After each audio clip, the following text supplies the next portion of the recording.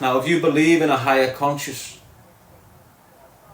you can tap into that higher conscious. Do you get what I'm saying? If you believe in the Spirit of Christ, you can tap into the conscious of Christ. And when you've got the conscious of Christ, you're guided. You'll avoid things. You'll remove things. You'll start becoming more focused on where you're going. You won't waste your time. You'll stop taking drugs. You'll stop drinking. You'll start focusing on your children more. You'll start focusing on your partner more. Everything comes nice, becomes centered in your process. And you'll get rewarded along the process every step of the way to let you know you're making good decisions here. You get secure on that path. And you'll be flying. And you'll get somewhere that'll just go and just knock you right off the path. Now you've got to start again.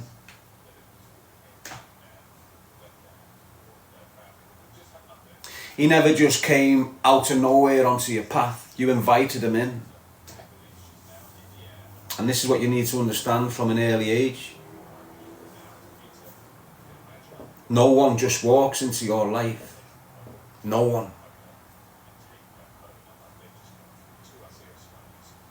The people that are there should be there in your life. Your mum, your dad, your siblings.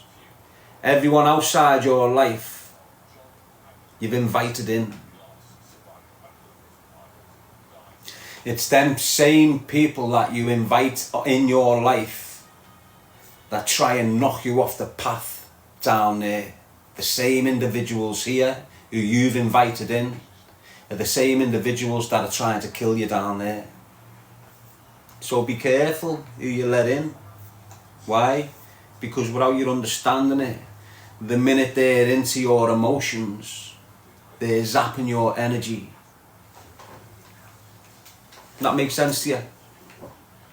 When people can play with your emotion, that individual that can play with your emotion is tapping into your energy and stealing it.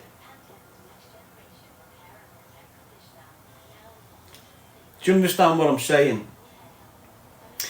So look, if something happens to your daughter, your emotions go mad and pure energies go. Do you understand what I'm saying? That's the energy going into the situation.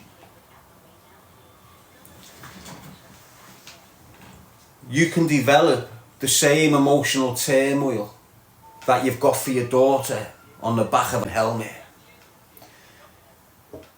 That's them sucking the energy off you. So for example, you know the Stalker, you've seen how intense he is the last couple of weeks with me. Dropped me name, then dropped the video, then said he can get me shot dead, and now here he is where he wants to fight me. You know, it's a steady. Everything he's done there is an attempt for me to give him my energy. And if I start getting emotional and start getting weird about it, that's me giving him the energy he so desires. The fact I'm not getting emotional about it means he's not getting full. What you're going to witness from that is more reaction, more outlandish allegations, more lies, more this, that and that, that and this, shit. It's what you're going to get off him, because he's dying for me energy. Why? Because that's how we survived in the last 6 years. I'm not lying.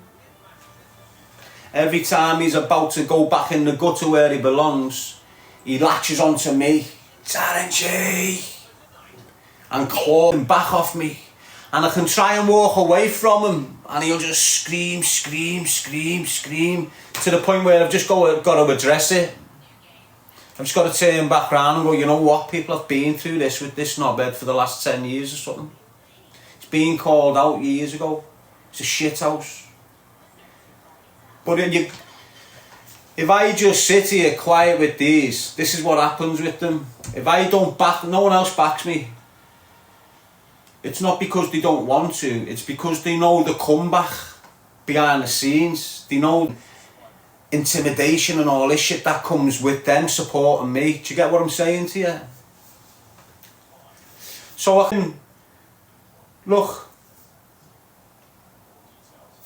as I say, I'm on a process and I'm not jeopardising it.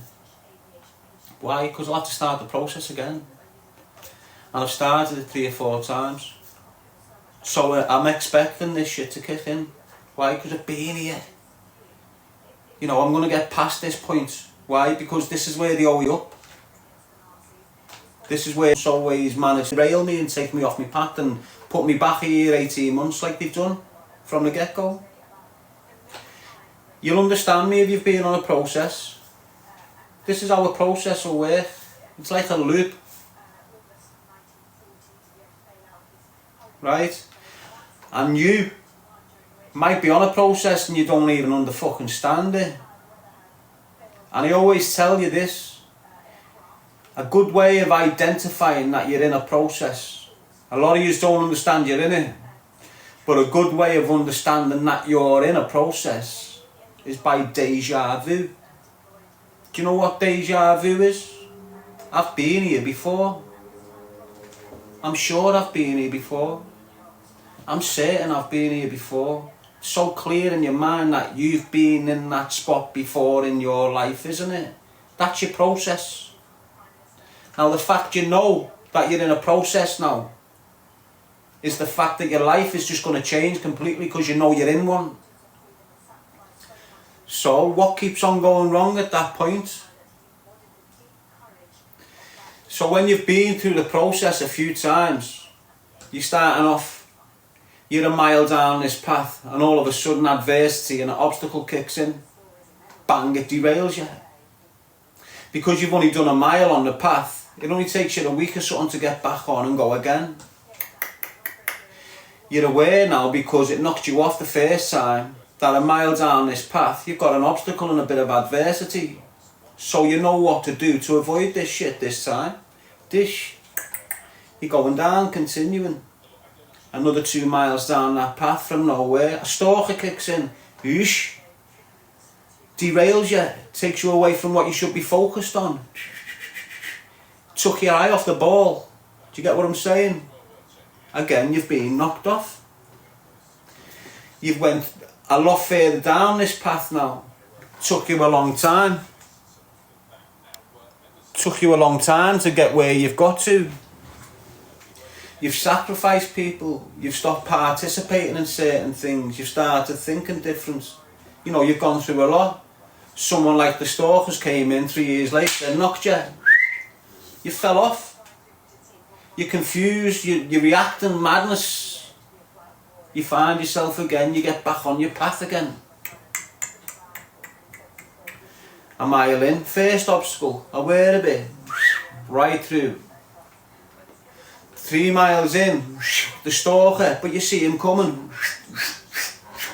Right through. And you're flowing again. Do you understand what I'm saying to you? And there I am, 10 miles in, 5 years in, flying. Avoided all the shit, got through it. He tried to cancel me, tried to shoot me dead, tried to do all this, tried to do all that. And I'm flying in this process now. My conscious level's getting better. Everything, the way I think, the way I believe, everything's getting 100 times better. And then boom, again. Something comes in from down there and just derails me again. You got to start again now. A lot of people give up after so many times. A lot of people say, can't be arsed going through that shit again. But you've got to. Why? Because every step of the way you're gaining. Every step of the way you're learning. And you're not learning bullshit in the material world. You're learning shit in the spiritual world.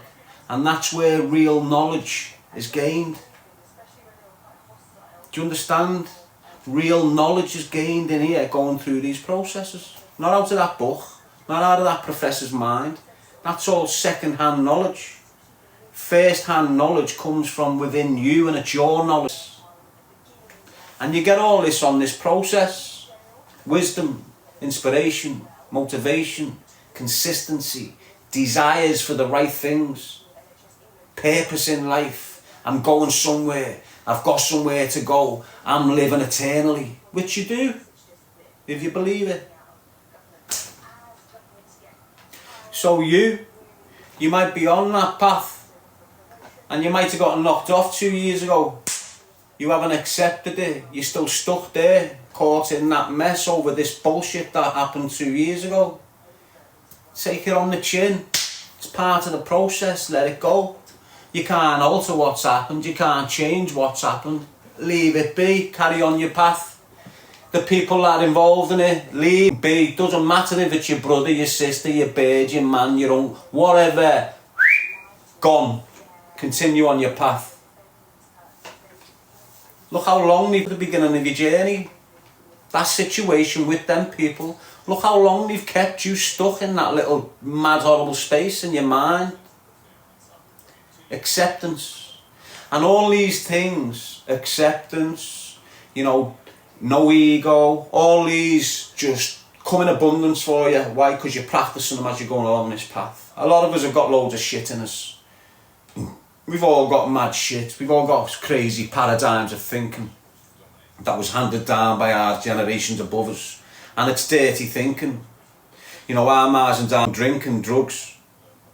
So the way they think is not compatible with a good life. Do you get what I'm saying to you? But as I say, me on this journey, it's the people I've let come in that have damaged me. I wouldn't be as damaged as I was. Do you understand what I mean? And when I say like letting me life, I mean I'd have some kid messaging me for a couple of months, begging me to go on his podcast. Not begging me. And I'd look at his podcast and I'd think, well, he's only got 6 followers. And he's not got much traffic going his way. And he seems like a good kid. And go on, I'll go on your platform for you, lad. Go to his platform, brace his platform. Straight after my interview, he's got over 1,000 subscribers, got so many hours watched. Now his platform's monetised. Now I let that kid in my life. He didn't let me in his.